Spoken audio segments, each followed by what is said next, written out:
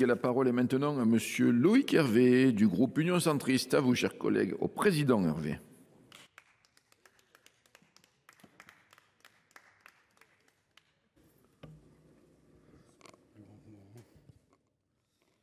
Bien, Monsieur le Président, Madame la Ministre, Madame la Présidente de la Commission spéciale, chers collègues rapporteurs, mes chers collègues, le texte que nous examinons vise notamment à établir les conditions d'un Internet plus sûr pour nos concitoyens et en particulier pour nos enfants.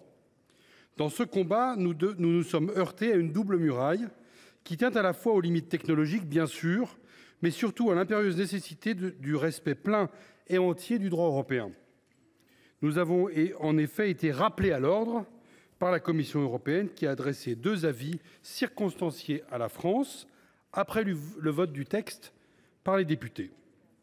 Dans le même temps, notre marge de manœuvre a été également réduite par l'arrêt de la Cour de justice de l'Union européenne du 9 novembre 2023 qui a durci son interprétation du principe du pays d'origine.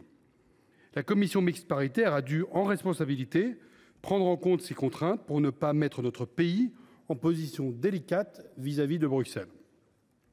Les articles 1er et 2, qui imposent une vérification d'âge aux éditeurs et aux fournisseurs de plateformes de partage de vidéos mettant à disposition des contenus pornographiques, ne pourront ainsi s'appliquer aux acteurs établis dans un autre pays membre qu'après mise en œuvre des notifications spécifiques désormais imposées par la jurisprudence de la CJUE.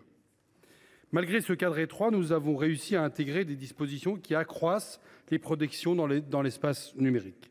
Je citerai 2 avancées inspirées directement par le rapport de notre délégation aux droits des femmes sur l'industrie pornographique, et je parle sous le couvert de la présidente Annick Billon. Le texte qui vous est soumis impose aux producteurs de contenus pornographiques simulant la commission d'une infraction pénale comme le viol ou l'inceste d'afficher à tout moment un message d'avertissement rappelant le caractère illégal des comportements ainsi simulés. Il pose également les premières bases d'un droit à l'oubli, permettant aux personnes ayant tourné dans des vidéos pornographiques d'obtenir leur retrait en cas de diffusion sur Internet en violation des conditions contractuelles. Il s'agit là de 2 progrès essentiels pour les droits des femmes que le Sénat a fait adopter en dépit des réticences des députés, et nous pouvons être fiers d'avoir tenu bon sur ces sujets. Nous pouvons tout autant nous réjouir que l'Assemblée ait fini par se rallier à l'article 5 bis dans sa rédaction issue des travaux du Sénat. En créant un délit spécifique d'outrage en ligne, assorti d'une amende forfaitaire délictuelle, nous avons fait le choix d'une évolution de notre droit parfaitement proportionnée. Il s'agit d'apporter une réponse pénale rapide et efficiente à un phénomène massif. Avec l'AFD, un officier de police judiciaire pourra intervenir très rapidement et délivrer une amende forfaitaire délictuelle qui supposera la reconnaissance des faits par l'auteur. Si tel n'était pas le cas, la procédure classique reprendrait ses droits. Il n'y a donc aucun risque d'arbitraire, malgré les vidéos que je vois sur les réseaux sociaux pulluler venant de l'extrême droite ou de l'extrême gauche.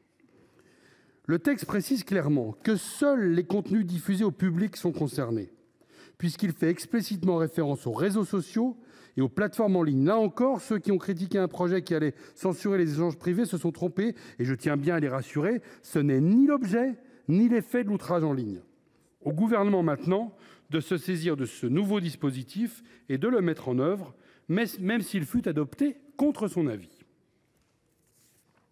Le Sénat a admis, au cours de la commission mixte paritaire, la création d'une réserve citoyenne du numérique.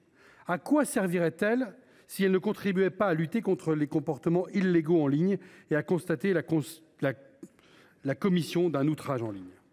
Quel serait le sens de ce texte si, à l'issue de nos débats, nous acceptions de laisser subsister une situation d'impunité pour tous ceux qui, isolément ou en meute, s'attaquent aux autres internautes?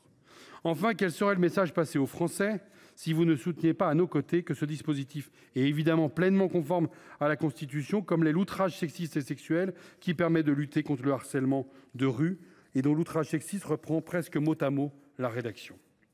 Nous devons être unis face à l'objectif d'un Internet plus sûr. Je sais que nous le sommes sur tous les bancs de cette Assemblée et j'espère en conséquence, comme en première lecture, que nous saurons adopter ce texte à l'unanimité. Je vous remercie. Merci, Monsieur le Président.